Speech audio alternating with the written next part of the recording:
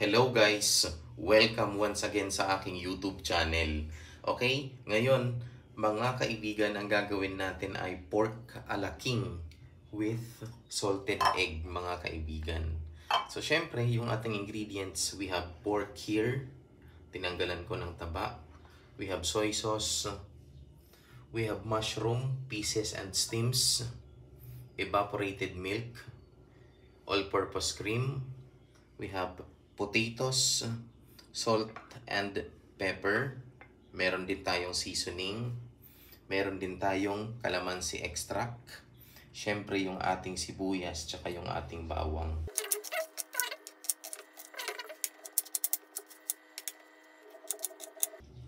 Sigurado ako mga kaibigan na magugustuhan ho ninyo ito. Kasi meron din ho itong taste of a little bit of saltiness, tas meron din siyang sweetness. Okay, so this time mga kaibigan, ihahalo na natin yung ating salt and pepper, yung ating seasonings, ating calamansi extract, soy sauce mga kaibigan. Yung soy sauce natin, 1 to tablespoon only. We'll marinate this for about 1 to 2 hours. Hayaan lang natin siya for 2 hours. Okay?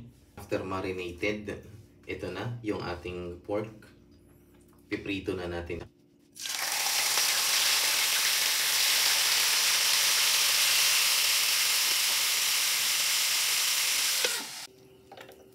Para dun sa ating sauce.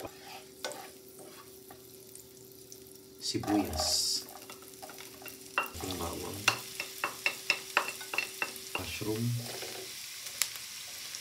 salt, pepper, sugar, ang ating salted egg,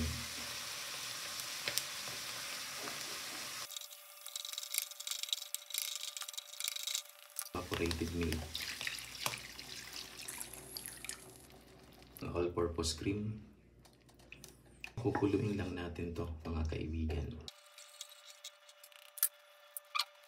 Ito na yung ating pork. Luto na siya. So ibubuhos ko na ngayon yung ating sauce.